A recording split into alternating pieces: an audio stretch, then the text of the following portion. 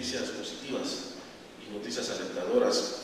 Y para nosotros es un enorme placer estar entregando estos recursos que se los merecen ustedes, estos recursos que son derechos inherentes por su tiempo de trabajo, por su tiempo de servicio, por su tiempo de entrega a las fuerzas de seguridad, por ser agentes, compañeros y compañeras que entregaron su vida para la seguridad ciudadana y que la propia corrupción se los negó. Hoy finalmente, después de un año y medio de trabajo, lograron transparentar estos recursos y ya, gracias a Dios, podemos decir que estamos dejando a cero ya la deuda de auxilio póstumo y la jubilación.